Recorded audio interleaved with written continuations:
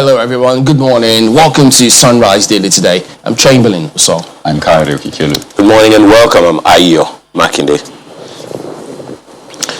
well, look, yes, as you can see that ticker there, that's the news breaking at the moment. It's a pretty sad one. That's a heavy attack, we understand, by gunmen suspected to be kidnappers. They attacked this Nuhu Bamali Polytechnic in Kaduna. The bandits were said to have invaded the school located along the Kaduna Zaria Road last night and kidnapped unspecified number of students and lecturers. And so, yes, indeed, it's, one of the students was shot. Several others sustained injuries during that attack. But the Kaduna State Commissioner for Internal Security and Home Affairs did confirm that particular unfortunate incident. But then, this latest one is just barely 3 months after the attack with bandits of that Federal College Forestry Mechanization of Firearms in the same state.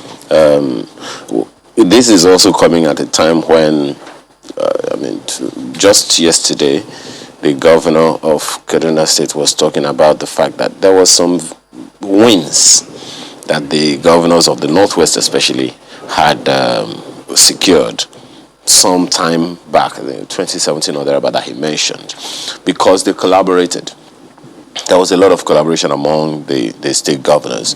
But along the line, because that win had been secured, some of the governors relaxed and stopped, making their commitments to the security of the Northwest region.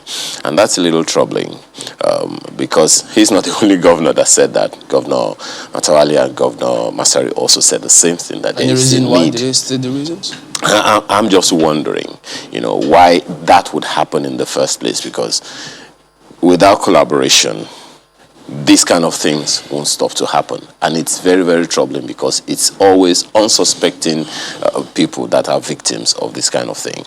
And so no matter what win the government, any government whatsoever, secures in infrastructure, in whatever, so long as it continues to be shadowed by insecurity, people can't see it. Well, this is a polytechnic, and clearly there's a trend, it would seem.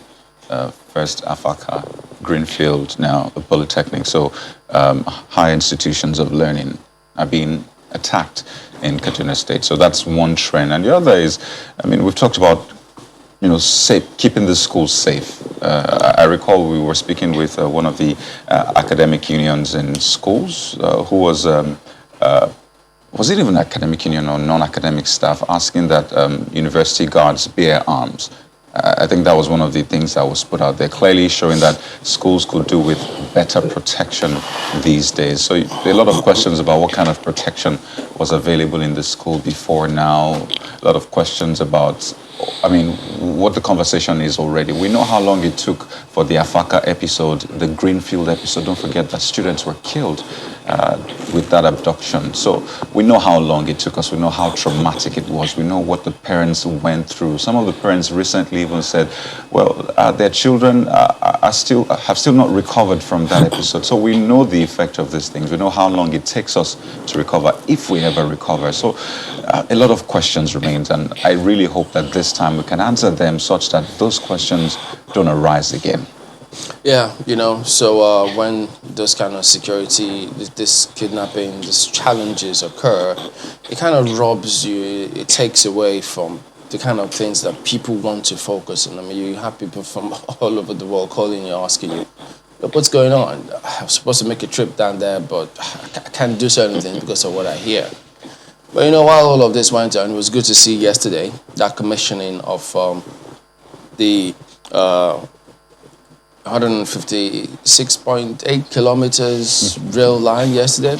Yeah, at least, you'd have thought that, those are the kind of infrastructural development stories you want to see time and again. So, yes, the president was in town after a long while, and then commissioned that particular one. And Lagos themselves also donating several investing via the Lagos State Trust Fund, goes to several security apparatus, instruments, vehicles to the police, which, over the years we see different states, different governors do time and again, but they have to keep doing what they can while they can, even though there are many who thought that we could address the heart of this crisis, which is about the framing, the structure of security in the country. So yeah, much as that is good, we just hope that you get to see. You can imagine if this is replicated in different strategic parts of the country. And when infrastructure, moving cargo from one place to the other will be a lot easier. And then the economic regions, we will play up the economic advantages of every part of the country. That would be huge. One other thing that the president said as a result of this effort of the Lagos state government is that he has directed the salaries, wages, and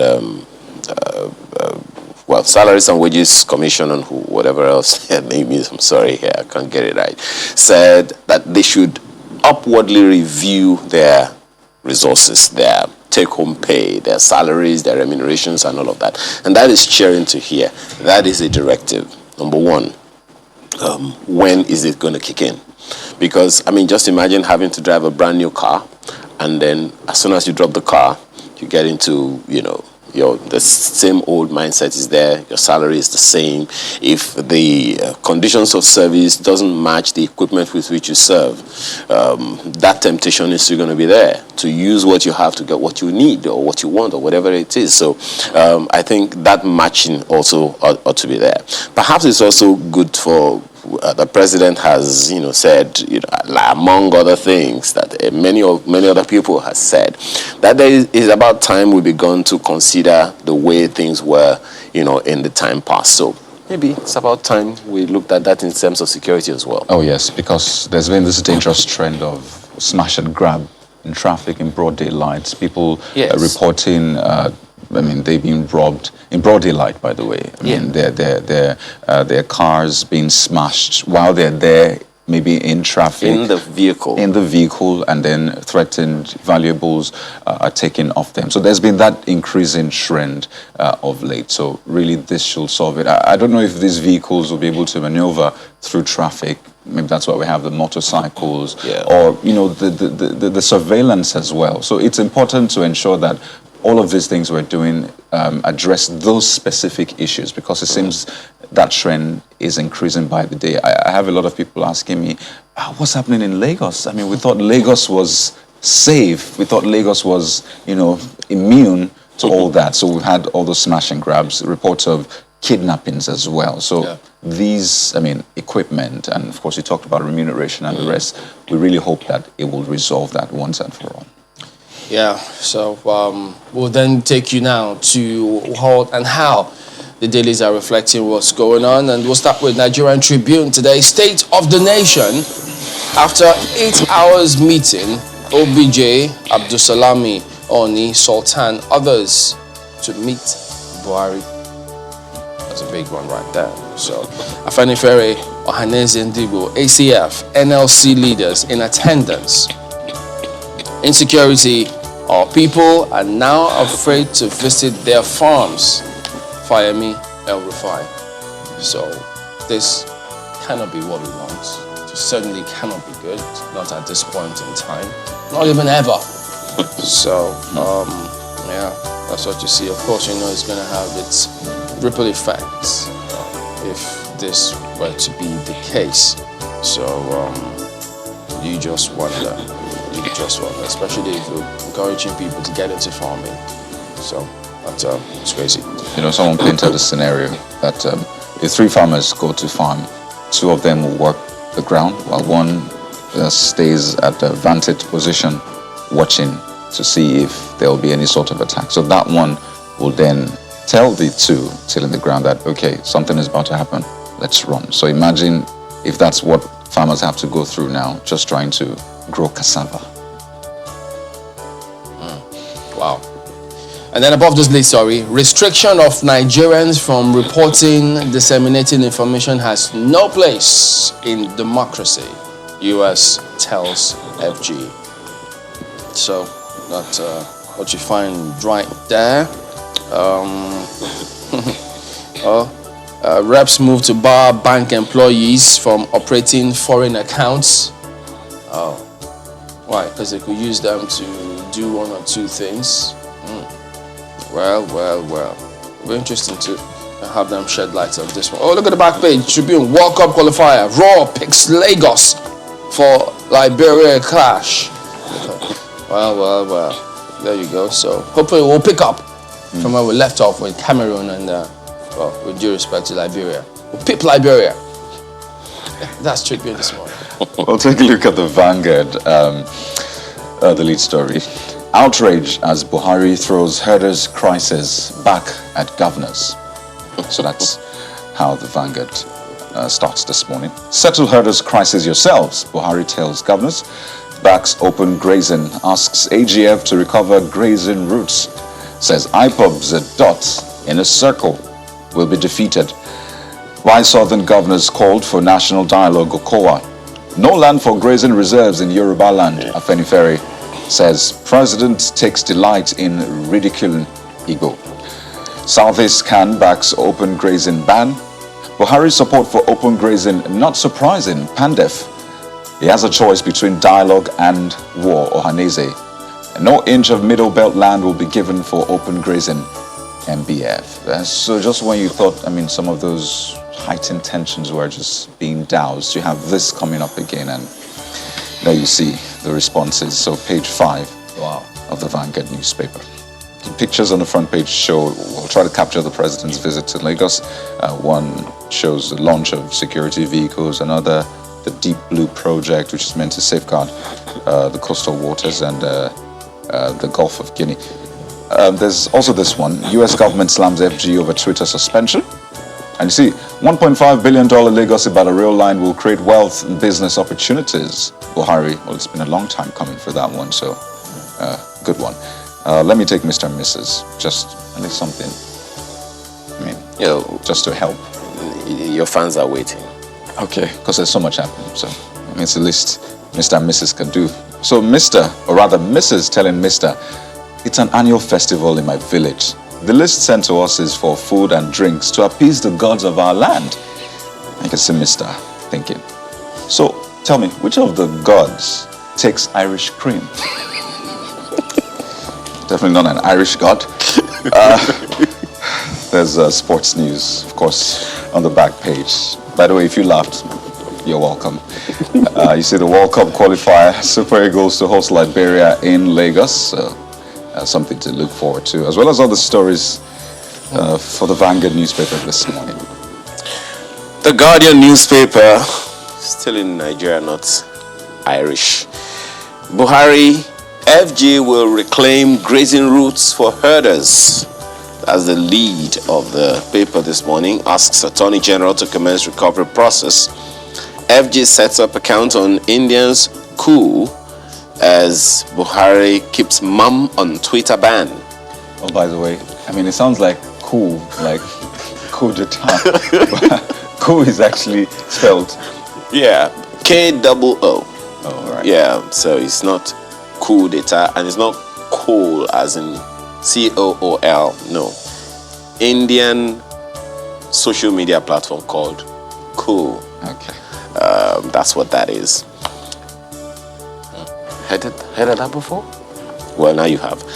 Reiterates shouldn't cite directive to security agencies. Respect your citizens' right. Reverse Twitter suspension. US tells FG. PDP falls president on infrastructural achievement claims.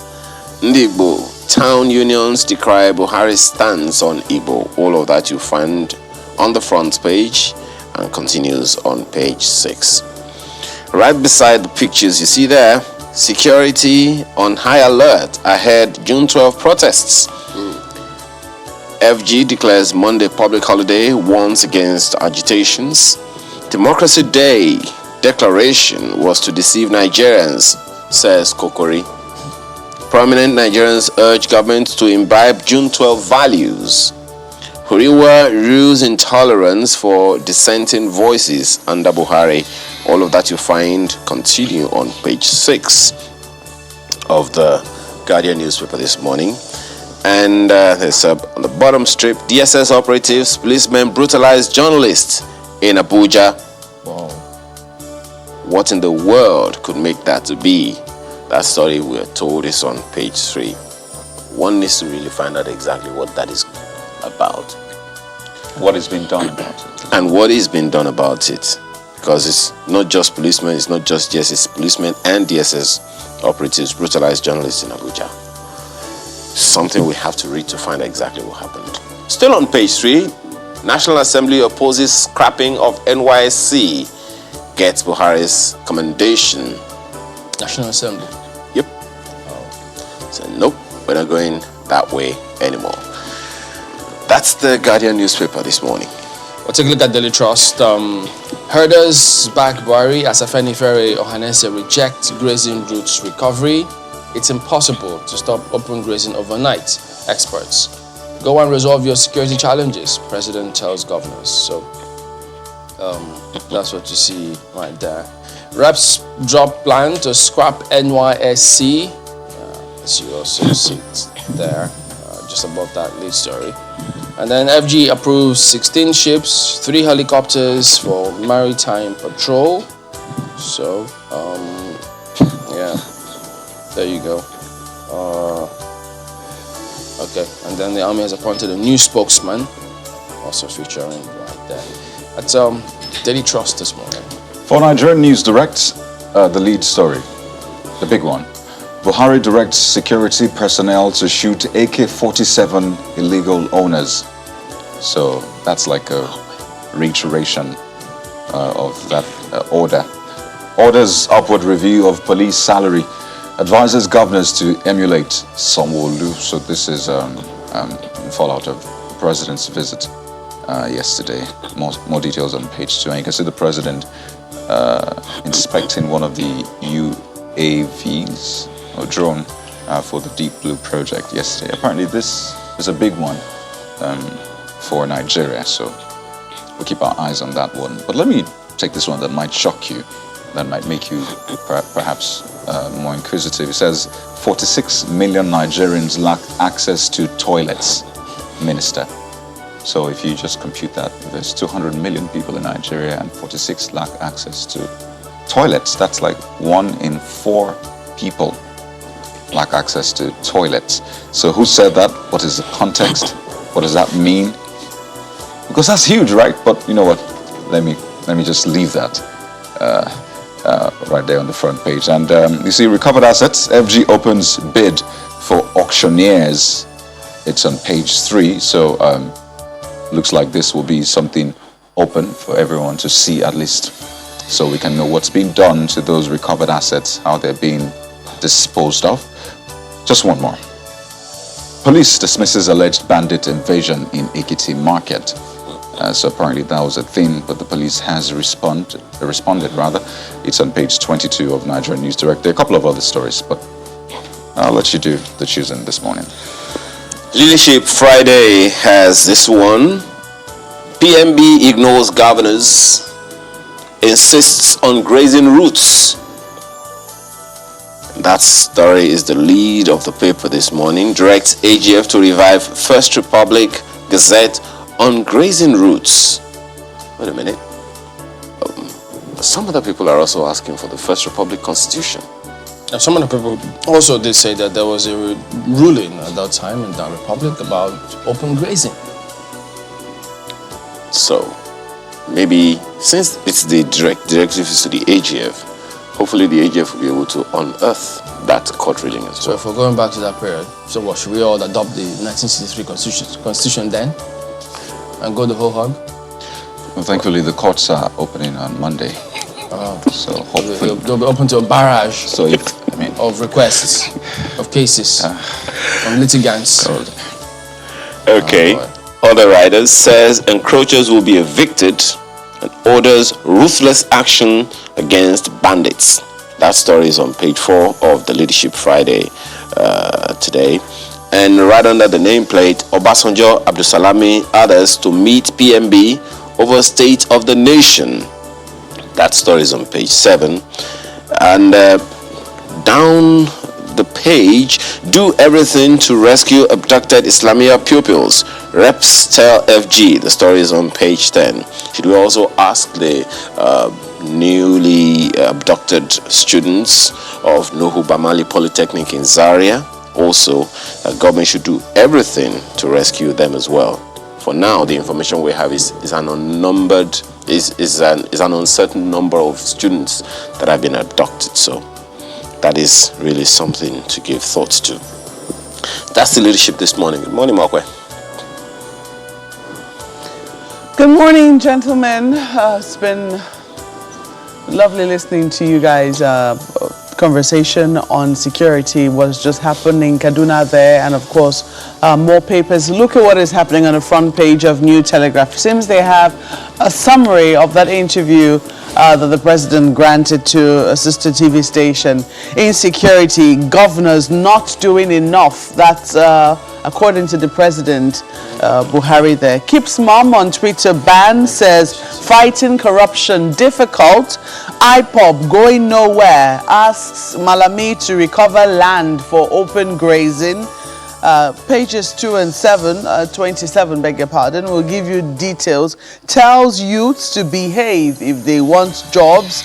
Lawyers fault president's directive to governors on insecurity. Buhari claiming false projects. That's according to the PDP. Well, very, very interesting comments the president made yesterday. If you did see that interview, by all means, tell us what you think, what you make of it. The president finally speaking at least to journalists, you know, and saying something about the state of the nation. And of course, he had further chance to make his comments and to give what he has to say about the state of the country in the commissionings that he did yesterday in Lagos. But that interview, I think, provides great insight into what the president is thinking. They summarize it for you in New Telegraph if you're interested. State of the Nation, OBJ, Sultan Onayekan, others in 9-hour meeting. We discussed Nigeria, Ogbe said, as they shunned comments after Parley. Well, Aldo Ogbe did say that there will be a communique issued shortly, so I guess people will be looking forward to that communique, because a 9-hour meeting is definitely no joke. Some say it's 8 hours. Whatever it was almost the entire day. Expunge Sharia law from 1999 Constitution. Catholic bishops tell NAS. That's also there. On top of the nameplate, CBN, Nigeria to launch digital currency before year end. Assures genuine travelers of forex availability. That's also there. Minimum wage labor tackles FIME over renegotiation. Yeah, that news did break that the Ekiti State government had reached an agreement with Labour, that's NLC and TUC, that they will suspend, I think, the adjustments payments for now for at least 3 months until I think they're able to stabilize financially. They did sign an agreement, but I don't know what this story is about. If I want to read details on page 4. And of course, shake up in army, OPS as Operation Hadinkai, public relations, others affected. A number of other stories which will leave you to do yourself. Let's leave it there for New Telegraph. All right, then. So there you go. We will be back in a moment. Join us again.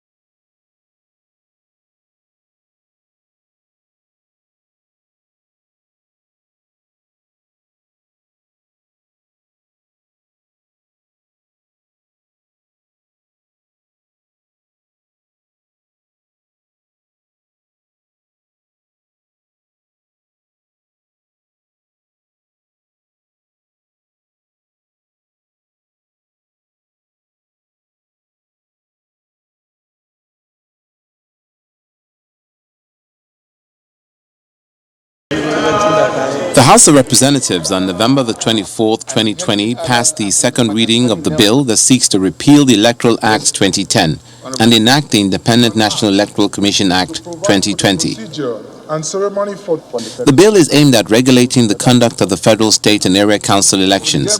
It also seeks to address the challenges associated with the country's electoral system. That is why Governor Udom Emmanuel of Akwa Ibom State is asking the legislative and executive arms of government to expedite action to bring the bill to life. He commends the Speaker of the Ninth Assembly for the relative harmony in the House of Representatives and the qualitative selection of members to pilot the review process in the South-South. The Governor also speaks on why passage of the Petroleum Industry Bill is important. What I'm saying is because I have the privilege to say it, and I must say the minds of all Nigerians, not only 7.2 million Akwa Ibomites, all Nigerians. They've sent me, 200 million people sent me to say this today to National Assembly, both the Senate and House of Rep, that if you want us to believe this exercise, give us electoral bill as soon as possible, and let also the executive sign this bill to law. Then we'll believe that this one too will see light of day. Nigerians have said. The chairman of the Special Committee on Constitutional Review and leader of the delegation, Gideon Gwani, believes the exercise will address the challenges confronting the country, especially insecurity. He also lauds the developmental efforts of the state government. For us at the 9th National Assembly, the current constitutional amendment is for Nigerians to seize the opportunity to produce a constitution that will guarantee the fundamental freedoms of every Nigerian and ensure the peace and prosperity of the Federal Republic of Nigeria. At the end of the deliberation, many Nigerians are of the view that this review will not go down like previous forum, but the Committee on Constitutional Review will ensure that all the decisions at the meeting will be implemented by the National Assembly.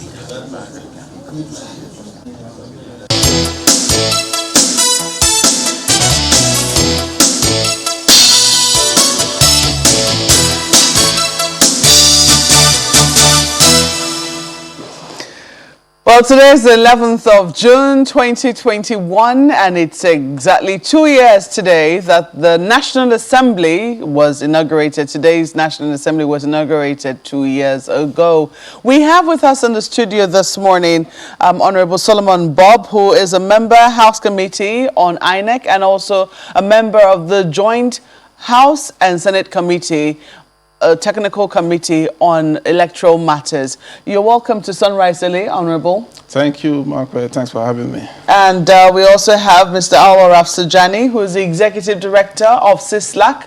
You're also welcome to the program. Thank you. Good morning. Well, 2 years on, let me quickly ask you this before we move to the matter of the day.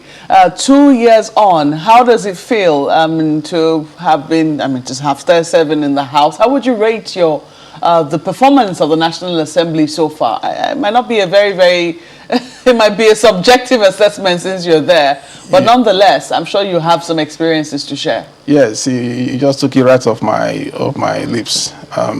Any assessment coming from me might be a subjective one, but you know, they say lawmaking is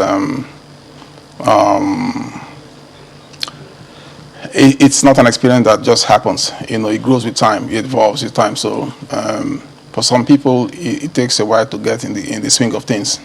But well, the verdict's out there. 2 years into this term, the verdict's out there in the public.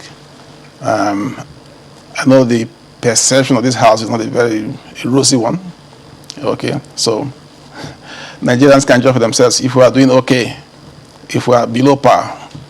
You know, I can speak for myself, but I don't think I have.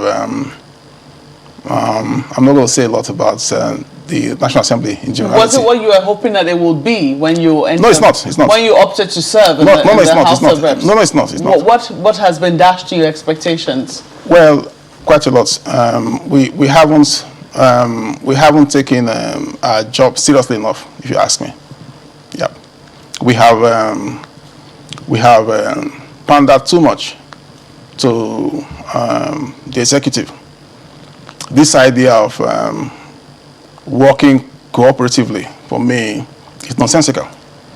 and totally antithetical to the whole idea of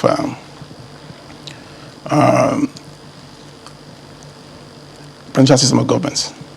Okay? Yes, which emphasizes separation of powers. That's the key doctrine of that system. And the corollary. What precisely makes you say so? Well, you can see for yourself. I think, in my view, we can get better. We can get better results if we don't have National Assembly sucking up to the presidency to equal arm of government. That's not how it works. By prescription, description, the arms are not supposed to work, in homogeneity. Okay? Yes. You get the best out of them from tussle. Okay? Their relationship is necessarily bound to be acrimonious. Nothing wrong with that. Not to be ashamed about. Okay? I'm not shameful about that. That is how it's defined. It ought to be so. From that acrimony, you get the very best of what you want. Yes, because when you have political homogeneity, such as we have now, you have basically a fusion, almost like a fusion of the two arms. That suggests something sinister. It's not healthy for the system. It's not. And that leads to an atmosphere of absolute power in one arm. And back when I was in school, we used to be enamored of Lord Acton's dictum that power corrupts, and absolute power corrupts absolutely. You cannot have a system that's designed to be separate. Arms of, equal arms of government, not basically getting conjoined somewhere in the head or maybe anywhere and working cooperatively. That is not the design of the Constitution. Flawed as the Constitution is, I'm the first to say so. Flawed and maybe irredeemably so as the Constitution is, even the little leeway we have to put it in better operation, we are failing. National Assembly cannot be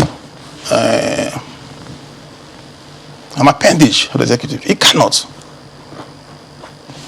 Yeah. Well, it was such a rather critical assessment. I'm not going to ask you to say much more, Mr. Sujani. Let's quickly get to the matter of the day, which is the Electoral Act. You're already undertaking a constitution amendment. That's both arms of the National Assembly. And, well, you can see you guys are going around the different zones. You heard there Governor Odom Emmanuel saying that he would like, that the Electoral Act be passed first. For a number of people, they also say the same thing, that what confidence should be put or should be reposed in the National Assembly if they have not been able to meet their own promise. Twice now they have reneged on delivering, at least an electoral act that is acceptable to all Nigerians, to the public, when they said that they will. What has been the cog in the wheel, so to speak, holding you back from being able to deliver on this promise? Do you want to quickly comment on that? Then I'll come to Mr. Afsajani, of course. See, let me tell you, given the time we have now, in my view, the mandate of this, of the present administration in the short time it's got left is just two prongs. Okay? Tackle the insecurity that is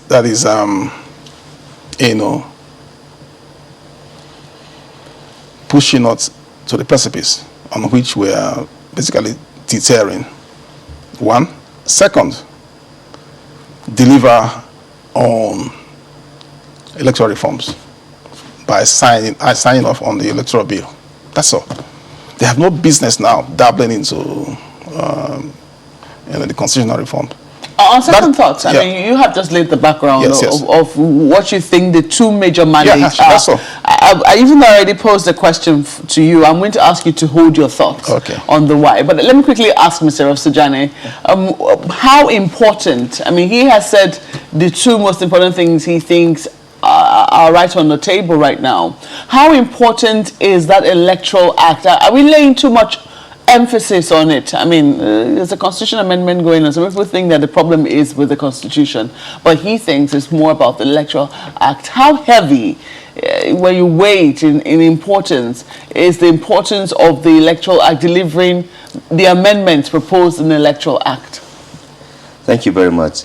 As we all know, really the most pressing thing now for Nigerians in order to restore confidence and to create an enabling environment for the INEC and the Nigerian people to participate in the electoral process, particularly 2023, you must prioritize by making sure that the Electoral Act are amended to enable INEC to conduct free, fair, and credible election. Anything short of that, you are then actually planning to erode that confidence on Nigerian people. There's no reason whatsoever after the last failure to sign the amended Electoral Act by the National Assembly. There's no reason why we should take another 2 years plus that we are debating this matter. If the excuse that was given then was that it was too close or maybe typographical error in just one out of many areas, that was the reason that was not signed, then why have you not been able to prioritize it and give it a speedy approach when you are already done with the 2019 election? I think the Nigerian politicians should know that what they are doing is actually, helping to destroy the democracy that they are enjoying. I'm wondering, I mean, even though you're asking those questions, how flawed was the 2019 election, so much so that you think that if we were to go to the next elections with the same Electoral Act, that things could go wrong? No, it's very clear that, Nigerians have listed and observed so many concerns in the, current Electoral Act, and that is why the whole agitation for amendment, Nigerians are making, and even the National Assembly members and the executive, they are all believe that yes, there's need for us to do amendment on the current Electoral Act to enable INEC to function as an independent body. Secondly, the exclusion of the many Nigerian people, especially women, youth, and marginalized groups, especially the disability people living with the disability, is very clear. They are not actually carried on board in the last, or in the current Electoral Act, and therefore they need to amend that. That is why there's a group of Nigerians that come together to see how they can help to address the issues of fixing politics.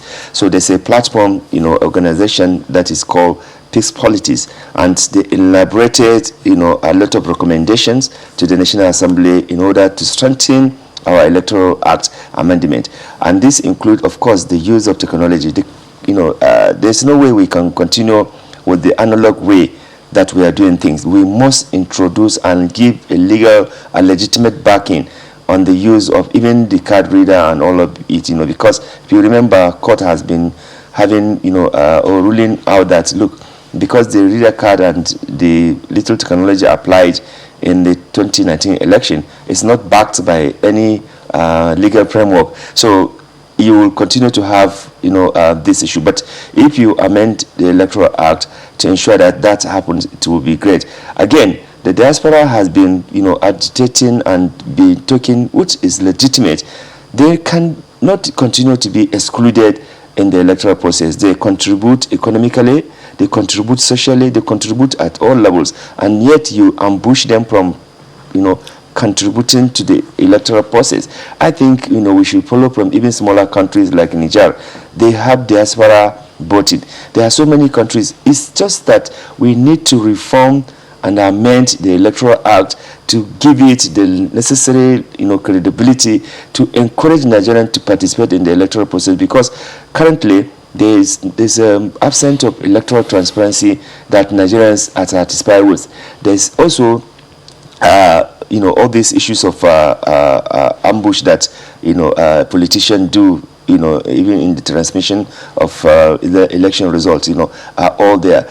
if you really want to move forward and you are serious about consolidating democracy through electoral transparency and electoral inclusion, you need no option than to actually embark on speedy amendment of the Electoral Act. Enough is enough. Many Nigerians are running away from participating in electoral politics because the system is such that, first, the nomination by the political party, the nomination cost by the political party is such a ridiculous amount that you will see.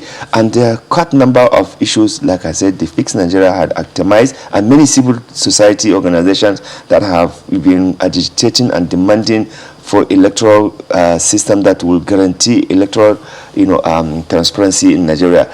The way it is now, the current Electoral Act does not give that confidence and does not really guarantee electoral transparency in the system. That's why there's need for the National Assembly members and the executive to immediately embark on this and stop this jumboree that they are doing, because the constitutional amendment, look, we've been advocating for the constitutional amendment since 1999. I have been, and many Nigerian civil society have been part of effort to ensure that we identify contentious issues in our constitution, and at local, state, in fact at community, state, local and national level, as well as zonal level, will all be meeting to discuss, to bring out those concerns that Nigerians are having.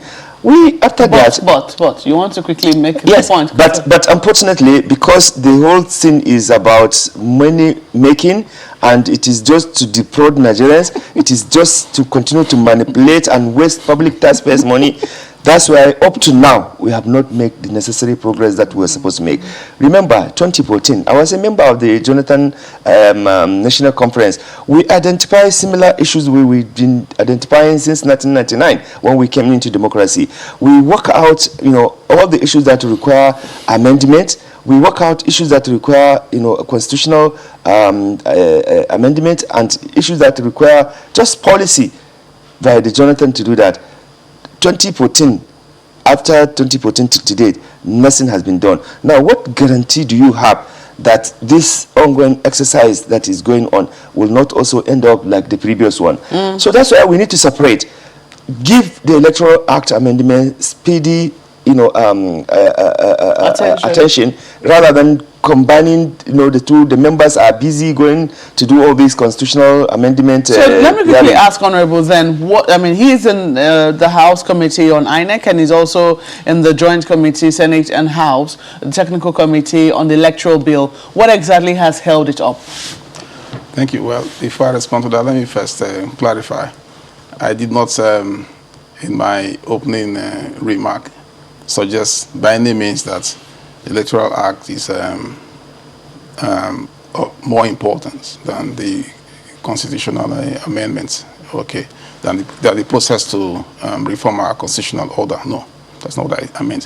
What I meant to say was that at the moment, given the time available to this administration, they should focus on two things. I mentioned security and electoral reforms.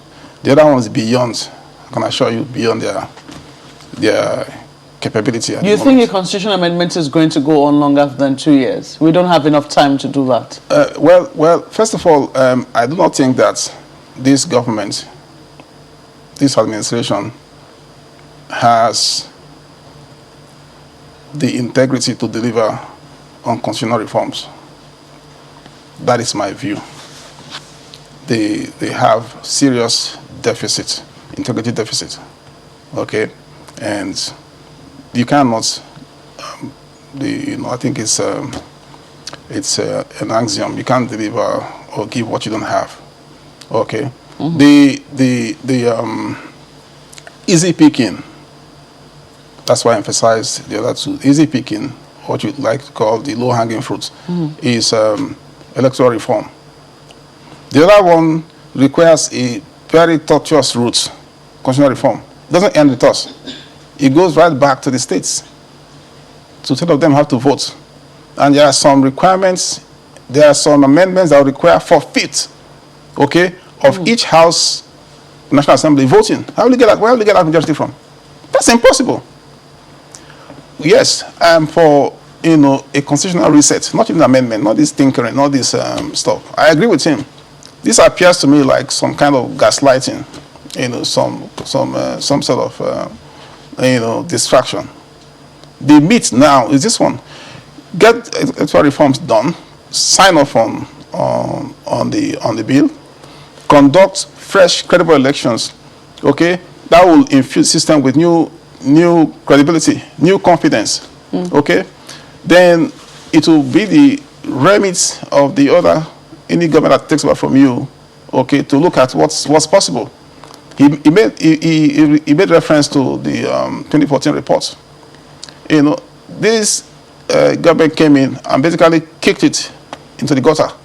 Well, they had no stomach for it at all. That could have been a starting point for them, a good starting point for them. If they had any intention to carry out, all the decisions there. So luckily he was there. He was a member of the conference, like he told you. All decisions were rather by consensus. That is how you build a constitution. Okay, there's not a look. I have several bills. Okay, which can't even see the floor of the house. They can't.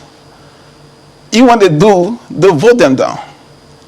Yeah, so much you can do through consensus. So I've always advocated that we need a fresh start. And how do you do that? We can, convoke a fresh a constituent assembly to consider a new constitution. Okay, and then give ourselves a period, say, consider this current constitution an interim constitution. So we will come to the constitutional amendment if we have time. Okay, back to sorry, I think the Electoral Act. Yes, I would like you to comment on that. What has held it up? Because we understand that work has gone. Quite a lot of work has been done, but it would seem that it's just not being passed just yet. What is holding it up? I wish I could tell you, but I cannot say. I don't know what's holding it up. And because I don't know what's holding it up, I should know.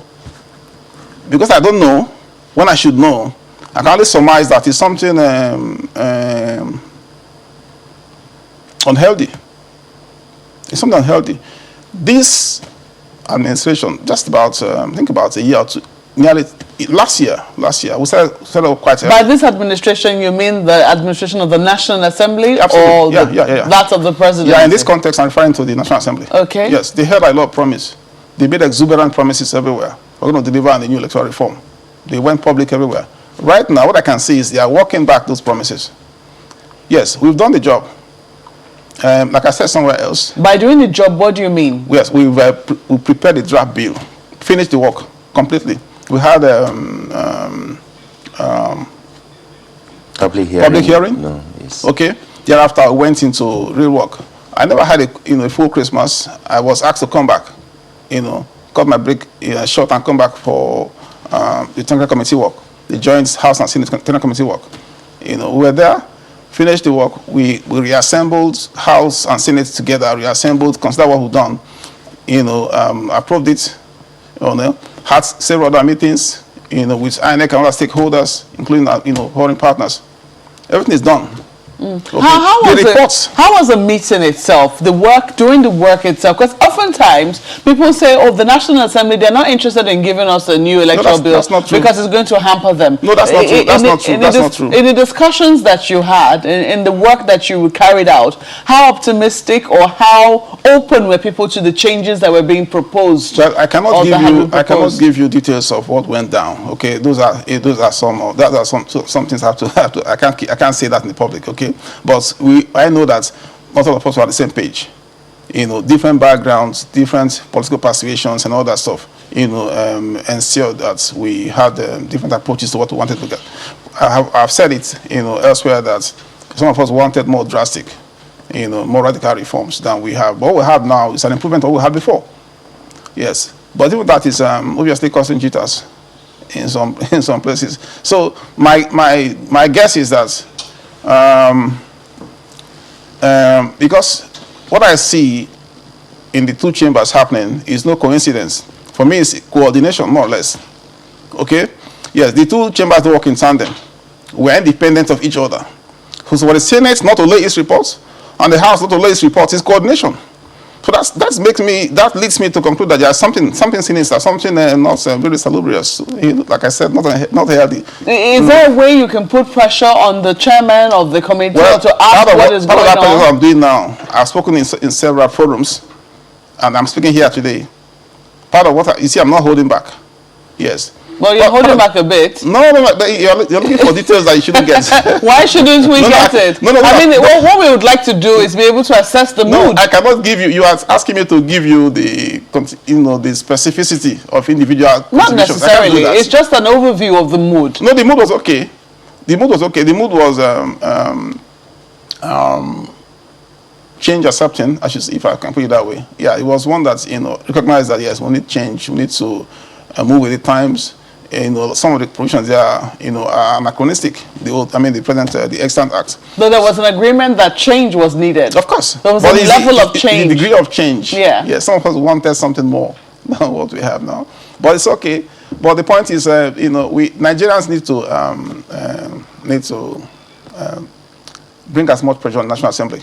How optimistic are you that when this bill gets to the floor of the House or the Senate, that most of the changes that you have envisaged in that bill through the work that you and your fellow committee members have done will eventually scale through? Well, sometimes the hope that kills you, but I think that it will pass because, like I said, the changes are modest. Not not groundbreaking, not earth shaking. Not earth shaking. They are modest. So I think that with some a little bit of support from that side to pass, I think so. But why it's a bit of a problem for them up till now is a surprise to me. So like I said, I can only surmise that they are trying to bide for time, and I hope that Nigerians will not let this administration when I say administration, I mean administration in the full in the whole, both the executive and everywhere else, not to sleepwalk us into another deja vu, because that's what it's looking like. You come back to the point, oh, yeah, we haven't got time again. Oh, because let me tell you, when we pass it, you will still have to go back. You will go to the president. There's no guarantee that he will sign first time. You can throw it back at us. Oh, XYZ points, look for some, pedantry and point to and say, oh, amend this, check that. Back and forth. Before you know, your time is gone. And mind you, you should know, it's a civil society person. 6 months to election, you can't make any amendment to electoral law by ECOWAS protocol on good governance. So, where's the time? We are going on break next month. Yeah. When we come back, by the time we come back, we'll have just enough time to consider the budget. Well, we are going on break right now on this show. When we come back, there'll be more questions from my colleagues in Lagos. Please stay with us.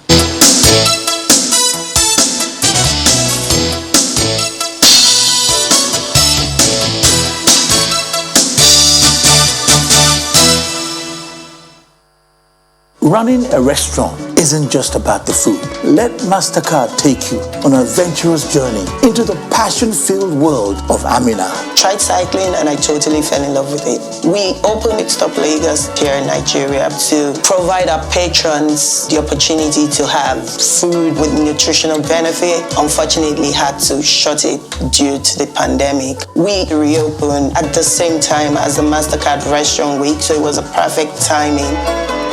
In these turbulent times, being a prolific executive requires access to actionable and requisite insights from the best professionals globally. Thus, it is imperative to learn new methods on how to optimize your impact and win. Learn at your pace and network with distinguished executives at the 6-week Texum UK Executive Program tagged Effective Leadership for Sustainable Success. Texum UK has inspired over 4,000 executives and consistently helps hundreds of organizations to thrive. World-renowned Professor Roger Delves of Ashbridge would share valuable insights into how to enhance your self, team, organizational, and societal leadership for enduring progress. Date, June 12th to 3rd of August. Venue, online. Methodology, group and individual activities, peer-to-peer learning, games, observational practice, self-reflection, impactful weekly live sessions. Cost £1,900, but cost £950 after 50% discount. Covers study materials and certificate. Texum, insights that inspire, actions that change the world. Your hands have always been there for you. Your hands were there to support you when you fell. Your hands saw you through the toughest times and the most joyous these moments. There for your I don'ts and your I do's.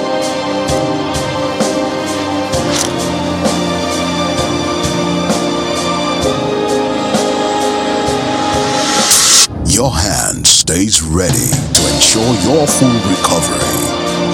With Lonart, you're in safe hands. Lonart contains Artemether and Lumefantrine and marketed in Nigeria by Green Life Pharmaceuticals Limited. If symptoms persist after 3 days, please consult a doctor.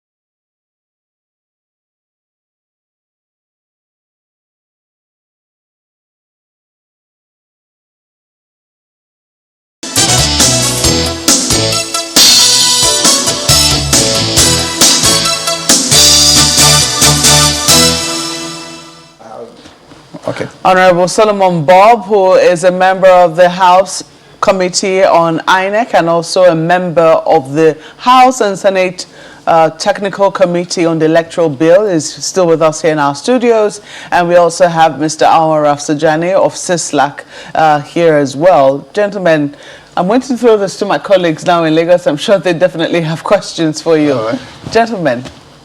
Thank you, Marco. Let me begin with Honorable Bob. You mentioned something the other time that's a little shocking when you talked about an integrity deficit. If you don't mind, could you expatiate on that, and how can we begin to, how can the government, the legislature, and the executive redeem that integrity deficit that you talked about? I'm sorry, I lost the audio because I can't really hear. Can you hear me now?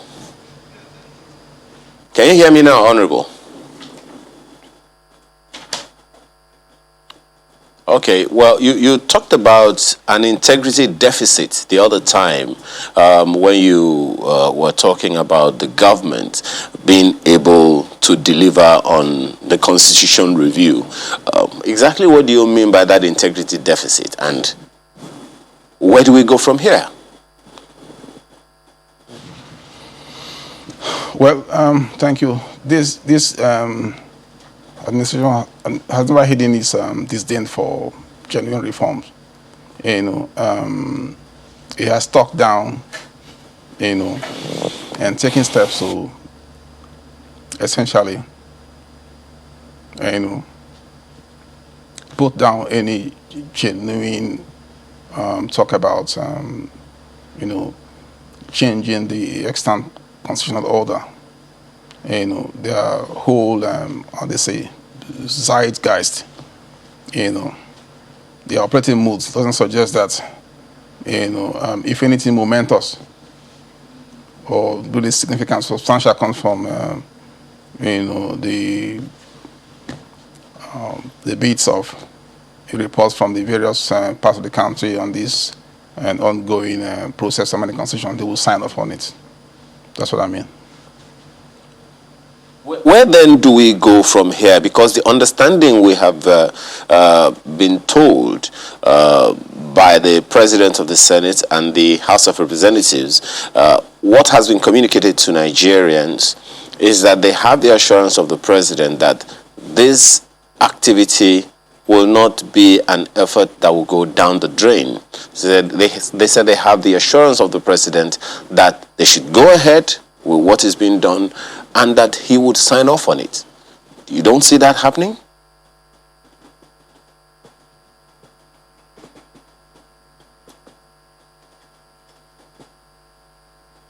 Honorable, can you hear me?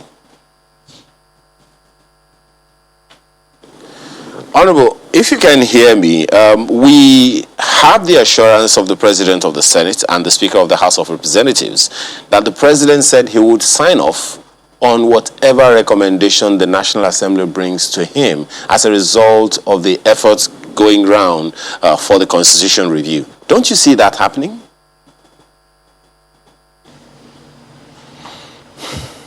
Oh dear, I'm so sorry about this. Well, he was saying something about the president, the speaker and the president of the Senate. You know, the president assuring them that he will sign off on whatever it is that they bring to him. And he's wondering whether you see that happening after, well, work might have been done and maybe passed by the National Assembly. I don't want to sound like a broken record. I couldn't hear you, but I can hear the rephrase from Maokwe. I said I have no confidence that he will sign off on any momentous That is even despite the assurance given by the president that he will. Well, I'm not bound to accept the assurance. I'm sorry. I go beyond words. People, they haven't walked their talks. 6 years, they haven't walked the talks. So I mean, I have no. That's not how it works. Okay. There has to be demonstrable connection between walk and talk. Okay, when there's a gap between the two, why would any talk reassure anyone? Yes, my personal preference is for, like I said, not this amendments tinkering that people have called it. I would have preferred, constituting a fresh Constituent Assembly, okay, where everyone will come and put the demands on the table. They negotiate, they come to a consensus. While that goes on, the current constitution could be deemed, like South Africa did, US did, India did, will be deemed an interim constitution for a period of maybe 1, 2, 3 years. Yes. Well, I'm hoping that I phrased your question correctly, and I'm not quite certain if you're asking it with respect to the Electoral Act or a constitutional amendment, because he's going to the constitutional amendment now, but I imagine that you're asking about the Electoral Act. But let's quickly throw this back to you for a follow-up so that I'm sure he can hear you now. This time I hope Honorable Bob can hear me well. Well, and yes, Malkwa, you phrased it correctly. I mean, you have talked about both the Electoral Act and the Constitution Review, and it would seem like one is waiting for the other. That's why the way it's appearing to people. But let me ask Mr. Rafsanjani, so all of this process that we are talking about, you have listened to him about his own doubts about whether or not government, both in the National Assembly and the executive, can deliver on the promise, especially of the Electoral Act. You saw one of our slides there saying that the President of the Senate had promised that the amendments to the electoral law, to the Electoral Act, will ensure a reduction in electoral violence. First of all, concerning what he said about his doubts, do you have the same doubts, or you have some measure of confidence that at least the promise of June that the President of the Senate made to deliver the Electoral Act will be fulfilled? Today is June 11, and we still have quite a few days to go. Well, there's no doubt that this is all, planned and plotted to fill the Nigerians' expectation. It's not just any amendment we are looking for. We are looking at drastic amendment that can improve the integrity of the electoral process. So if you just go and do wishy-washy thing and you think you have done electoral, amendment, you have not done anything. Look, this government came with a complaint that the electoral process was a very fraudulent process, and even the president was a victim of electoral fraud in Nigeria, as he said. 6 years after, you did not see that concerted effort to see that the electoral process is actually amended or improved. Now, is it today that we will now have the confidence after 6 years of waste?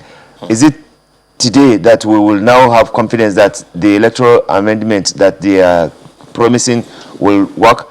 I think what the executive and unfortunately some of the National Assembly people are doing are more interested in repressive laws and policy that will undermine civil space.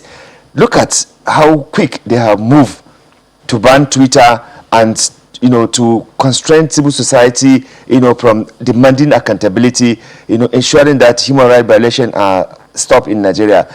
But they will not take quick action on issues that can actually even stabilize the polity or guarantee, free and fair, election. At least a lot of, Nigerians have been talking about all this agitation that we are saying. The root cause of it is not anything but bad governance, corruption, mismanagement, impunity in the system. And if you will not take drastic action to deal with this level of insecurity, corruption, which of course corruption is spoiling, I don't understand what you really want to do. So now you have less than 2 years to go, and the electoral act, if had been amended, would have been tested on several elections that has been happening. We will now see where there will have been gaps, and then we can quickly go and address that gaps. But you refuse to do. You are waiting for the election time to come where it will be impossible to even observe any gaps in what you are even amending, without even practicing it. I think there is need for the Nigerian government, both the legislature and the executive, to remember that they are actually ridiculing Nigeria, because they have told the whole world that the problem is XYZ, and they have meat and knife. They are not able to take any action. I think it is important that our representative in the National Assembly to rise up to the occasion to meet the aspiration of Nigerians. If the executive is not able to coordinate its own thinking because of the maybe chaos that I can see, because both executive and the legislature, I think there seem to be chaos in terms of coordinating to deliver good governance. Nobody is actually taking responsibility, and nobody is helping to ensure that Nigerians' frustration and concern that matters, that require urgent attention, is given. Because if they are doing that, by now we should not be talking about electoral amendment. We should have actually passed that area and move to other areas that require attention. There are so many important legislation that the National Assembly, 2 years after, is still not done anything. Look at the PIB. All the areas that will even improve the economy, improve the security, improve the electoral integrity, and bring sanity into the polity.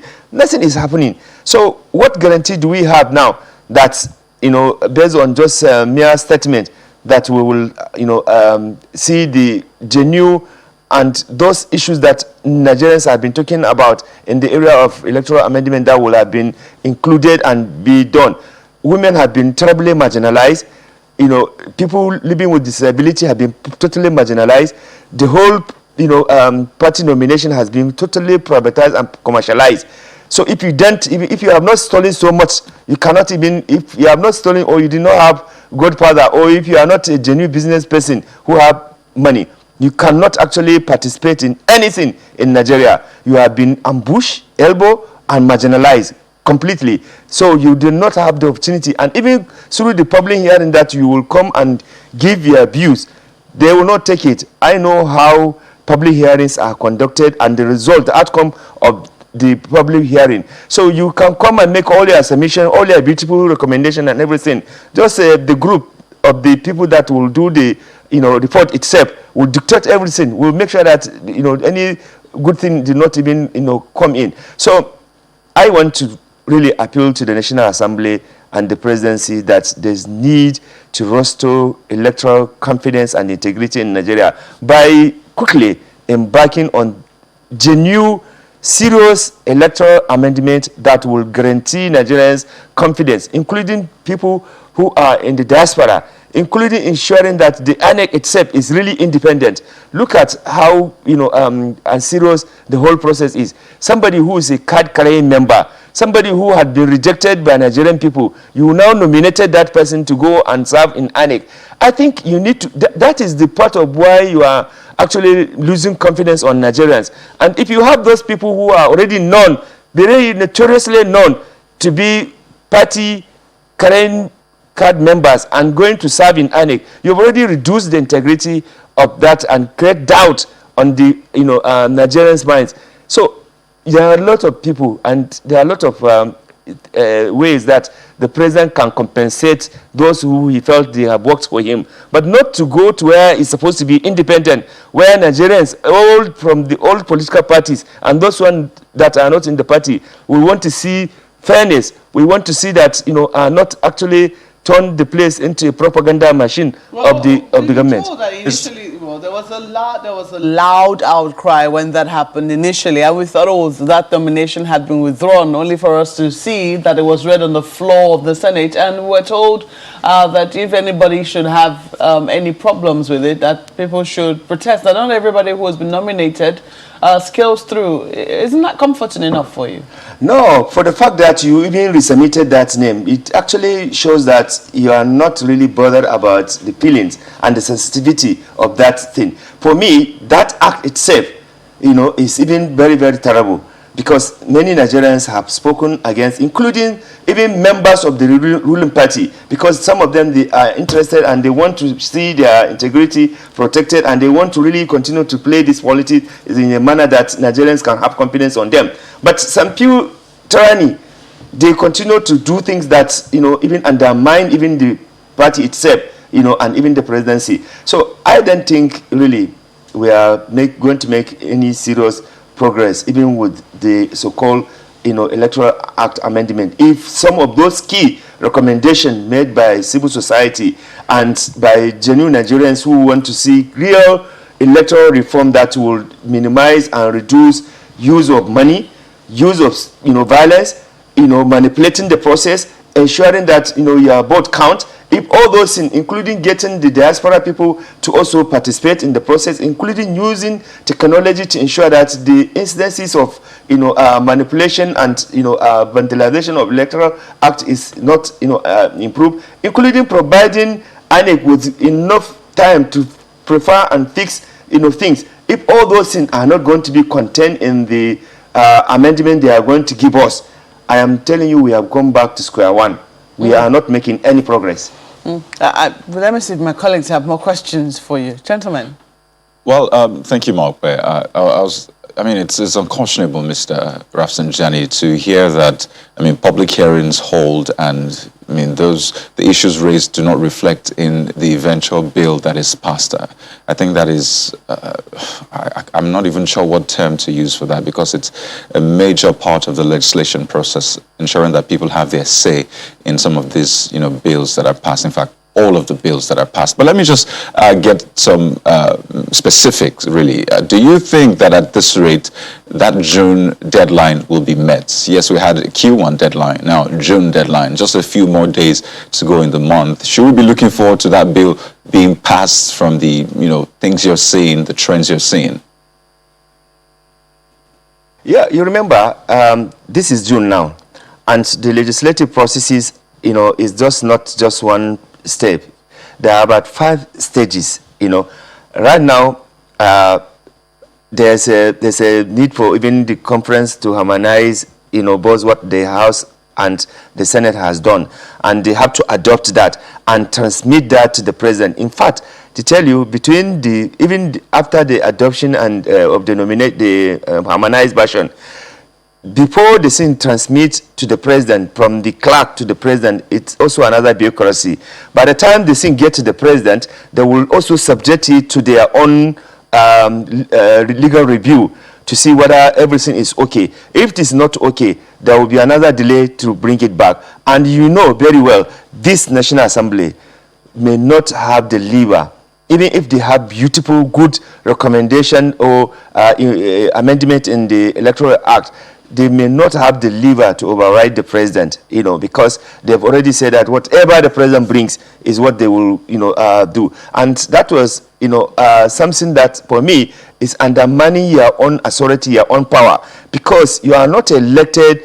Nigeria did not elect you just to go and say anything that the president brings, you will take, or that you are not in opposition with whatever the president will say.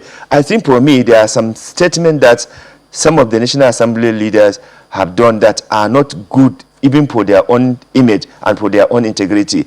And therefore, for me, sincerely speaking, you can work with the executive. It's necessary, but to surrender your own power, your own authority that the people who have given you is not really good, and it's actually show that, it will be difficult to do that check and balances. And that is why today we have several, reports by the National Assembly. Nothing, no motion, no movement on it.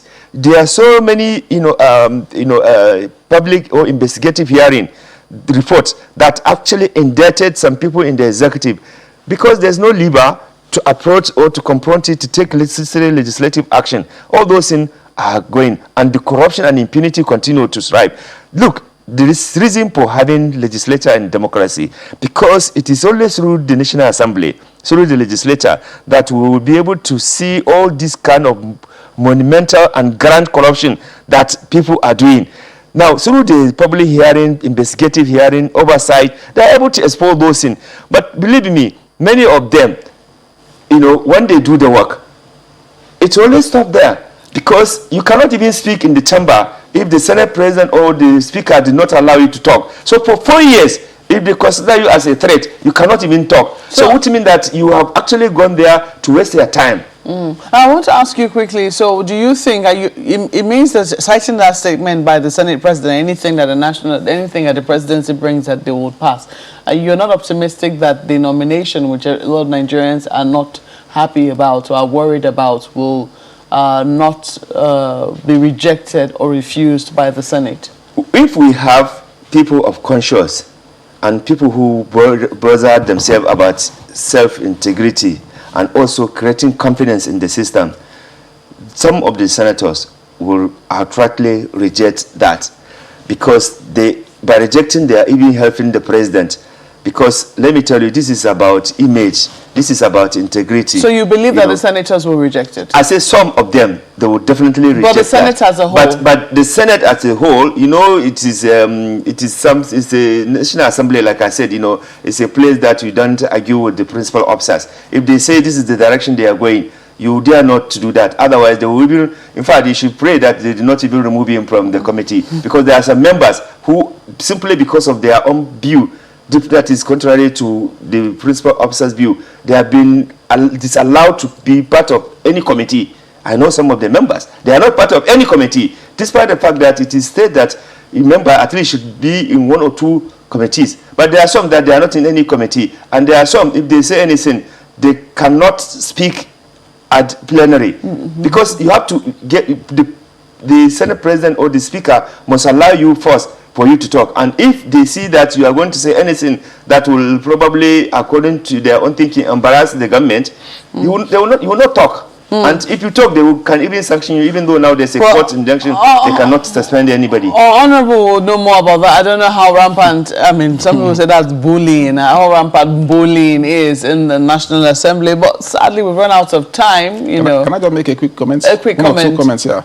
Well, first, with respect to, I think you are referring to, you are alluding to the nomination of, or renomination of Loretta Onochie, I guess? Yes. Now, that is scandalous. It's embarrassing. And if the Senate allows that nomination or renomination to pass, then they would have sacrificed their integrity by whatever means that's audacity to send her name back to the Senate came, whether through cajoling, coercion, bullying, gaslighting, even blackmail, name it. They have to stand up and refuse to suck up to the executive, because it will be embarrassing. Already the image of the National Assembly, is not a very good one, out there. So they shouldn't do anything to make that worse. One. Secondly, with respect to the Electoral Act, I don't think that we have no need for conferencing because we all worked on the bill together with the joint House and Senate committee that worked on it. We have the same bill. Their bills are bill, our bills are bill. So, but speed is needed. We are out of time. We don't really have time. Like I told you, they will toss it back and forth and then look for an excuse at some point to say, oh, we see, we should be wary of a deja vu. That's my point. Well, it's a fine place to leave it, gentlemen. Thank you so much for sharing your thoughts on Sunrise Daily this morning. Honorable Solomon Bob is a member House Committee on INEC and also a member of the Joint Senate and House Committee, Technical Committee on the Electoral Bill. And Mr. Awara Sujani is the Executive Director of CISLAC. Once again, gentlemen, thank you for coming on Sunrise Daily this morning. Well, that's it for this segment. It's over now to my colleagues in Lagos for another take on another topic. Gentlemen. Related, the issues are still not just going to go away while we are considering amendment to the Constitution. There are other issues that are right there on the front burner, but we'll take that on when we return from this break.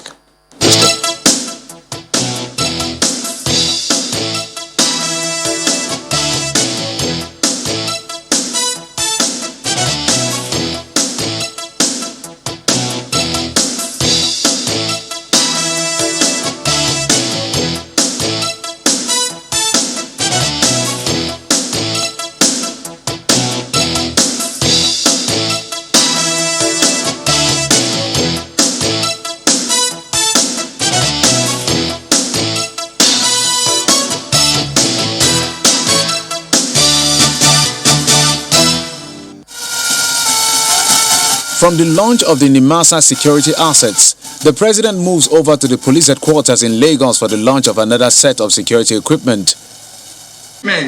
To security agencies. It's all in line with the administration of Babajide Sanwo-Olu's plans to design and maintain adequate security apparatus for the state and the country by extension. We're handing over the following brand new crime-fighting equipment to the Lagos Police Command and other security operatives. We're handing over 150 double cabin vehicles, 30 saloon patrol vehicles, 1,000 bulletproof vests, 1,000 ballistic helmets, and we're also handing over other command furniture and other accessories that will be used in the office for our various security operatives. For the Inspector General of Police, the effort of the state government deserves commendation, and he asks the men of the police force in Lagos to utilize the tools and equipment and do away with all security threats in the state before any further escalation. The donation, which covers important security and policing equipment, is coming at the right time and well, certainly when the police and other security agencies need help. The state government has continued to provide unique and innovative models for funding and supporting security operations in the state. It is our hope that other state governments will key into some of these initiatives. President Muhammadu Buhari challenges other state governors to follow the path of the Lagos state government as he pledges to tackle the security challenges facing the country. There is no doubt that this equipment being handed over today will go a long way in boosting the morale of the police and further enhance their capacity to fight crime and combat criminality. Let me also use this opportunity to reiterate that my directive to security agencies to shoot any person or persons found illegally wielding AK-47s and other assault weapons remain in place. As Commander-in-Chief, my primary responsibility remains the security of the country and the safety of all citizens. Despite the many challenges we are facing, I want Nigerians to rest assured that we will secure this country. Next, he proceeds to commission the security assets of the Nigerian police force.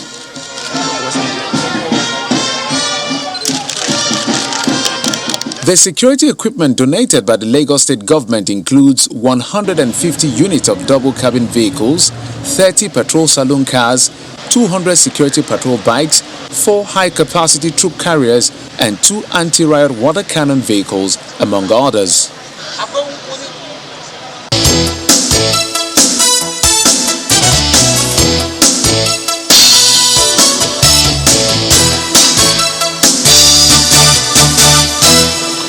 Thanks for staying with us. Let's start this conversation with Mr. Monday Ubani, who is former second vice president of the NBA. He joins us virtually. Thank you this morning, Mr. Ubani.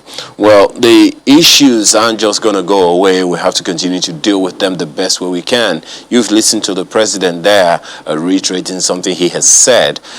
He'd said earlier about, people wielding AK-47 illegally, he says. First of all, in terms of what government has done and is doing, you may add your comments about yesterday's commissioning to your comments. What's your take? Yeah, Ayo, thank you very much for having me. I want to commend the Lagos State government, especially for the purchase of those equipment that I just saw now. That is the way for us to go.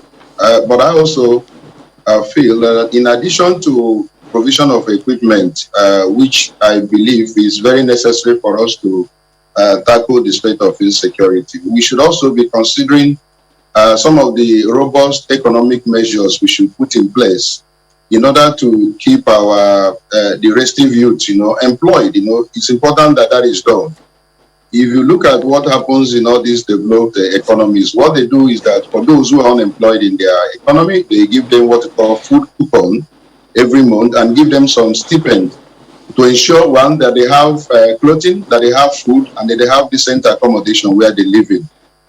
They do all that in order to ensure that they reduce the number of criminals in their society. So my take with this equipment we're buying and probably recruiting more policemen has been suggested is that we must also look at the economic aspect of our national planning in order to ensure that we have a number of our youths who are unemployed, employed. We need to get them engaged, because when they remain unengaged, they can become very dangerous to the society. So that aspect is what I think should go in pari passu with the issue of equipping the military or the security personnel in order to tackle the state of insecurity. It's a good one, but we must also take measures that we consider very robust to address some of the economic inequalities in the state.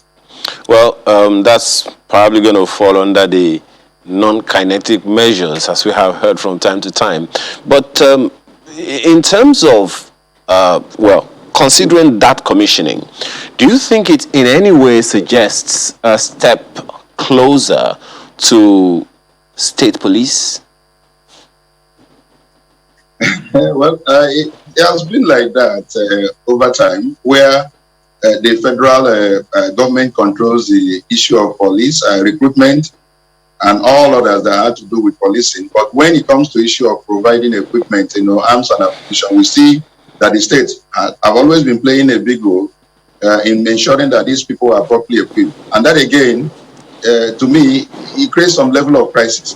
Why would you say you are the one in charge of police and then you don't equip them properly?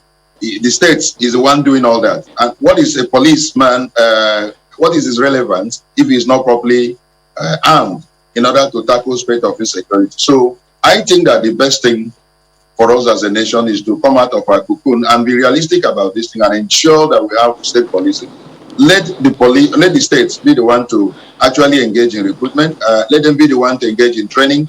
Let them also be the one engaged in equipping them properly. And then some of the collateral advantages of having you being the one who is in charge of your policing, of your environment, we come as handy. This issue that before you do anything at the state level, you have to get directive from Abuja and all other things that we have considered as collateral damage to our policing system. Let's be realistic. And then the ongoing constitutional amendment that is happening now, let's go ahead and put it in our constitution that the state has a right. Any state that is willing has a right to create their own state police. And then any state that doesn't want, we still want to remain with the federal. Fine, it's a matter of choice.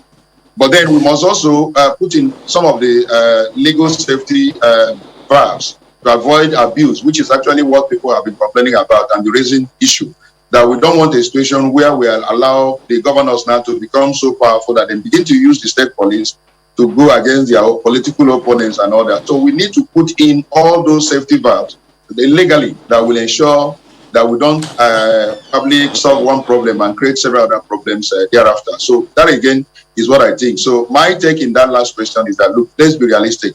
Let's allow state police. Let's allow it, because if the state is the one, arming all the police, all the personnel that the federal government say these are our employees, and you can't arm them properly, it's the state that is doing all that. So what stops the state from owning their own policy? Arrangement, and then recruit, train, at the same time arm them in order to police their environment. So I think that ongoing constitutional amendment should take that into consideration. All right, a member of the House of Reps did move a motion, a bill, but just before that, there are responses, as we see in some of the dailies this morning, concerning the president's comments about directing the Attorney General to reclaim old grazing routes. Different lawyers have put up positions.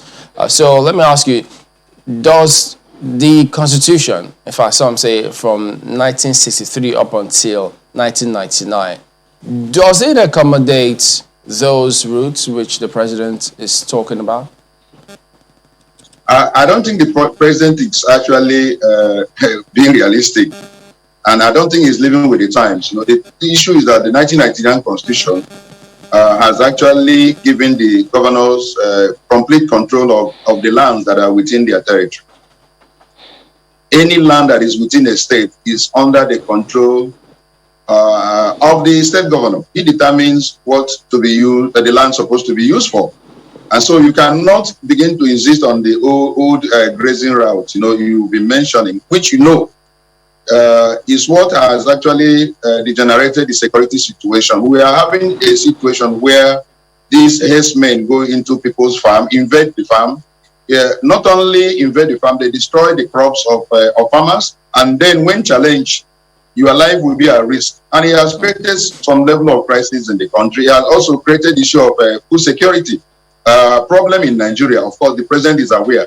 And so the state governors in the south came up and said, look, we don't want crisis to engender in our country. We don't want this issue of killing to keep on becoming a rampant thing. We need to stop it. And one of the ways they have gone about it is to ban open grazing. And some of them have even enacted laws to legitimize what they have said. And then the president now comes, instead of probably sitting down to look at it realistically and holistically and look at the complaints of these people, and then probably address it in a manner that will douse tension. He's coming to talk about the open grazing route, and that they should continue, and that the Attorney General should do what? I don't know what the Attorney General will do. Will the Attorney General override the Constitution? Will he set aside the Constitution and begin to take over state land that belongs to that the governors are in control of? I don't think the president is up to date with times. I think he needs to be properly advised. Let him get quality legal advice. That all the lands in the state today, as far as I'm concerned with our Constitution, is actually in control of the governors, and they determine what it should be used for. And the president does not have such overriding power to begin to go and get any land and take any land that belongs to the state government. That belongs to that is in control of the state government, and they says it is now part of the open grazing route of 1960s and all that. I don't think the president is trying to douse the tension of the country. He's actually exacerbating it, and that is clearly unfortunate. So add to that the statement that the president made about, governors going back to resolve their own security issues. I mean, since they were elected, according to him, he says that a few governors have come to meet him about, this crisis. And he told them, go back and go and resolve the security issues. So yet again, brings up the question about how far governors can go in resolving security challenges, what they can do, what they cannot do. So in the context of this conversation and what the president has said, are governors really able to resolve the security challenges themselves? Oh, well, it was a good statement that he said that they should go ahead and resolve the issue of insecurity in their states, meaning they can enact laws, they can make pronouncements, they can come up with policies that will ensure that security of lives and properties are secured in their various states. Part of the measures the southern governors have taken is the issue of banning of open grazing. And so if the president is throwing it back to them and say, go ahead and do whatever you can in order to secure your environment, I agree with him. And so they have come up with this issue that we don't want the issue of open grazing because it is creating insecurity in our region. It is creating crisis. It's creating people who are being killed daily because of the fact that some people believe that it's their right to enter into your land with props and then take over that particular land. So he has thrown it back to them. And I think that the chief security, if you listen to some of the argument by some of our lawyers, they are saying issue of restructuring, that the state governors can even start with some laws that they should enact that will make issue of devolution of powers to become permanent in their various states. Part of which is this issue of policing. Amotekun has come up in the southwestern region. Ebubrago in the eastern. I don't know whether that one is also functional because there is issue of crisis there. I hope the governors come together to resolve that issue. So go ahead and create any security outfit that can be able to protect lives and properties in your various states. So that is what the president is trying to be saying. Let me bring in this one. I mean, would you support a law to allow Nigerians who are above 18 to bear arms? And if you will, under what conditions? It's a very good question. I think it is an exercise or a policy of government that we should carry out with a little bit of caution. It has advantages that if a criminal knows that you have a gun in your house, he will be a bit more careful to come in, with some level of arrogance and probably take away your possessions. But if he knows that you have a gun, he has to be very careful. It acts as a deterrent factor. But we have to be careful in allowing such a measure in a country where there is so much frustration, a country where the level of frustration is so high. People can begin to take advantage of having a gun, that if you have any disagreement with your neighbor, you take down your neighbor. And so we must develop it gradually. It's not something that we just, one stop. You just say, oh, everyone now who is above 18 should carry a gun. It can have collateral damage effect. People can begin to use it to settle scores. Okay, some can even start using those guns that are licensed for criminality. So we have to be careful. Mr. You know what? Let's get across to the honorable gentleman who moved the motion in the first instance. He joins us in Abuja. Markway. Thank you, Chamberlain. Yes, indeed, we have with us Honorable Adejoro Adeogun, who is the Deputy Chairman, House Committee on National Security and Intelligence. He's also a member of the All Progressives Congress. Honorable, you're welcome to Sunrise Elite this morning. Good to have you. And good to be with you. And tell us a bit more about that bill which you're proposing. You say it's an amendment to an already existing act, but not a lot of people are aware of it. What made you go and dig it up? Cap F28 of the Law of Federation of Nigeria 2004 did. It's specific. There's something called the Firearms Act. Now what we're doing now, amending an existing act to make it more effective. The act exists and people are actually acquiring licenses to procure firearms using that law. So what we're trying to do now is to introduce new penalties and actually identify the kind of weapons that people can obtain licenses for. That's what it's all about. It's not a new act. Indeed. I mean, quite some people own guns. They've never known, I mean, for a number of Nigerians, they don't know what the prerequisite is. They just know that if you're going to get a weapon, you have to get a license for it. And they know that getting the license is like passing through the eye of a needle. You see, that's part of what that's part of what this amendment is intended to achieve. First, to educate Nigerians that they actually do have rights under existing law. And then secondly, to actually change the conditions. Before, it was more like it's at the mercy of the approving authority to decide. But this time around, to make specific conditions, if you meet these conditions, you should be able to. And then there's this part of the existing act that I felt was missing. If you're if you're going to drive a car in Nigeria, you need to have a driver's license. For you to obtain your driver's license, you first of all have to go through a driving school and learn how to drive. But under the existing Firearms Act, there's no provision for training for the person who's applying for a license. It means that you can actually apply for a license without knowing how to use the firearms. So we're trying to streamline that. And then now the new issues. you need to be able to monitor someone who's in possession of firearms. The NIN is now required from what we're proposing. You need to have, apart from having your proficiency certificate from a licensed firearms school. Before there was no such thing. We would make this situation available so that people can actually start businesses around having firearms club or firearms schools that are licensed and controlled by the police. And from this, people can go there, train, then they monitor you do background checks, you check as much as possible, ensure that at every point in time, anyone who applies and obtains a license is monitored and is continually under surveillance. And then, of course, you have yearly renewal of the certificate, yearly renewal of the license, and in such a way that at every point in time when you're renewing the license, you have to go again back to the range to learn how to use the firearms again. Because firearms is not like your pen, that once you learn how to use a pen, you can always write. No, you must continually train to use it. So it's not like you've trained once, it's over. And so it's to bring people under strict control. I imagine, even though there will be huge questions about regulation and how we're not the best at regulating anything, and there will be huge questions as to whether or not we will be able to successfully regulate something that many people will consider dangerous. But I imagine that one of the reasons why you have gone to dig this up and why you seek an amendment to it is because of the current security situation.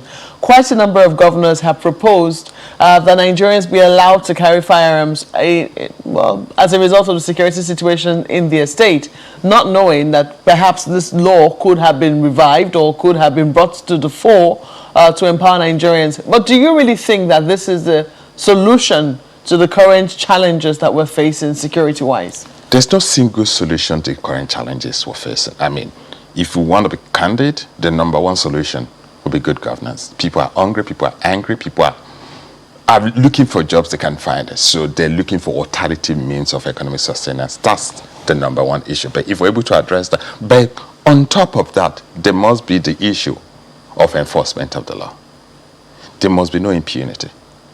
So what the governors are asking for is this. I listened to the address of Mr. President, yes. If the governors have responsibilities, they should carry out their responsibilities. And what they're saying is, look, we have responsibilities, but on one hand, this is our responsibility. On the other hand, we can't do this. I want to give an example of some states where you have state security outfit and they can't bear firearms. You can't confront bandits with hammers, with sticks. Someone can be bearing AK-47 and you can't confront them force for force. You see, what we're saying is this: there must be equality. Criminals have access to this. Law-abiding citizens don't have access to what criminals have access to. You can't have it. It's unequal. So we need to create that situation of equality. Law-abiding citizens have equal access to what the criminals have access to. Though what we're proposing in the Arms does not allow people to apply for license for automatic weapons. There's categories. It must be a weapon that cannot be concealed. If you obtain a license for a weapon, it should be one that cannot be concealed. And that's something that you're going to have for, the state security outfits. They're applying for weapons, not pistols, but they can probably get double-barrel rifles and all that. They must be something that if you're bearing, anybody will know that you're bearing a firearm. Why do you think that state governors have not, used this law to be able to purchase weapons for their state security outfit? You see, okay, now there are two issues here. Purchase of weapon is different from obtaining a license to use a weapon. For you to purchase weapons in large quantity, you're going to need end-user certificate that will be issued by National Security Advisor. In addition to getting license from the Inspector General of Police, there are two issues, and it's difficult to get that. Let's flip this to Chimley now. Chimley? Yeah, do you think that, or what is he thinking either now or much later about this proposal? Because, for those we all know, they bear AK-47, albeit illegally, but they equally have assault rifles or some automatic weapons. So if this law says, well, you bear, Dane gun, so how does that stand? This isn't going to give us a false sense of security as opposed to somebody, because if they come at people, as you say, God forbid, it will be with some sort of automatic rifle. So will the purpose be achieved if it's Dane gun compared to an automatic rifle of sort? You see, sometimes bearing weapon insecurity is not because you want to attack, it's just to provide room for deterrence. If a man who is bearing a rifle knows that you have one as well, no matter how local it could be, there's a possibility that he will have a second thought about attacking you. And then sometimes all you have to do is actually fire your dang gun into the head to scare the people. It's just this idea that we must give Nigerians an opportunity to defend themselves. We can't allow them to be defenseless at all times. But we'll go to break and we're back in just a moment.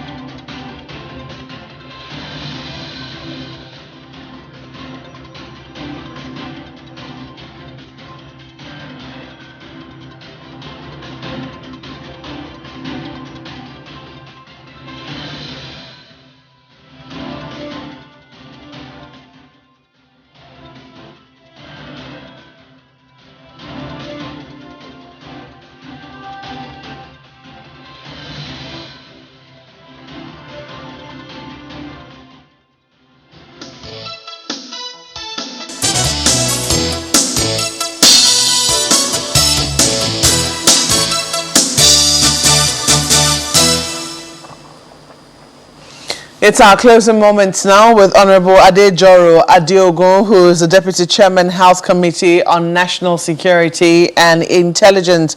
And yes, he's proposed an amendment to the Firearms Act. Part of, I'm looking at some of the recommendations that you have proposed right now. And some people will say that these hurdles are, they'll also be tough as well. Minimum age 18 years old, psychological evaluation certificate from a government hospital, not more than 6 months. Vision quality certificate from a government hospital, not more than 6 months. Police clearance certificate, not more than 12 months. And rifle club membership of at least 6 months. Firearms proficiency certificate issued by the club. And of course, a national identification number. These are some of the amendments you are proposing. Yes. And some people are going to say that this is going to be tough. And then you might see a lot of fakes. How do you know? How are the authorities going to know which one is fake and which one is genuine? You see, first, you can see the issue of having membership of a rifle club. That already specifies that you have an organization where people, every member is known. For you to go through this process with your NIN, you can't get a fake NIN.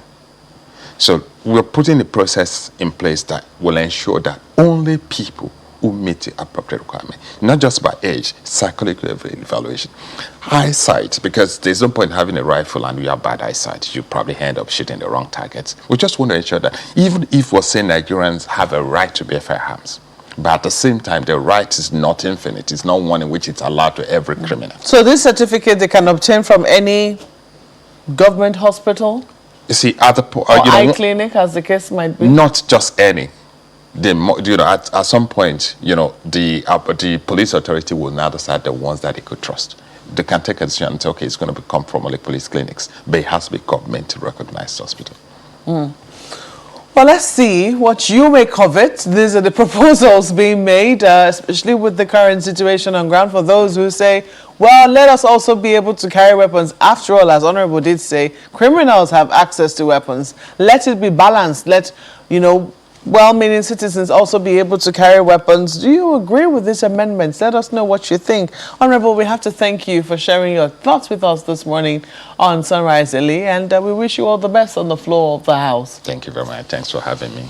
Honorable Adejoro Adeogun is a member of the National Assembly, a member of the House of Representatives specifically, and I know he's the Deputy Chairman, House Committee on National Security and Intelligence. It's time for your mails now and comments, some of which you have already sent. I believe that a number of them have, poured in.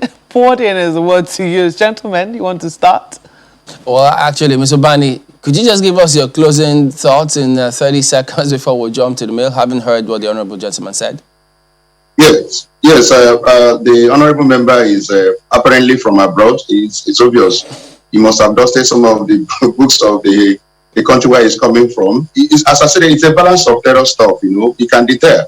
But I would have been happier if the Honourable has also introduced a bill that has to do with robust economic measures that can also ensure that people who are hungry, people who are frustrated, are given a stipend at the end of the month. These are part of the measures these European countries have taken in order to ensure there is no frustration and there is no much anger in the land, so that people do not use that gun in order to probably to settle scores with their neighbors. Okay, so you must say you're not from abroad, or what? On the lighter note. But thank you very much, Mr. Bani, for your perspectives this morning. Thank you. It's my pleasure, my brother. All right, so look at Demola tackling insecurity. He says the president has spoken. Shoot anyone wielding AK-47 without authorization. I commend the Lagos State government for providing those infrastructure to secure Lagos, and other state governors should sit up and replicate this initiative to secure their respective states rather than giving excuses to their residents. Well, Ogun Doju Temitayo on national security mails that Nigeria as a nation is still finding her foot into progressive and sustainable economy. Insecurity will only retrogress all efforts if we allow an unscrupulous element among us to have a field day fueling insecurity. And listen to AGK. I just saw a Channel TV breaking news of the kidnap of students and lecturers from the Nuhu Bamali Polytechnic. Now with the online platform. Now which online platform is responsible? Facebook, Yahoo, Google, Instagram, WhatsApp? Or doesn't the FG think that the frequent kidnappers are a threat to our national coexistence?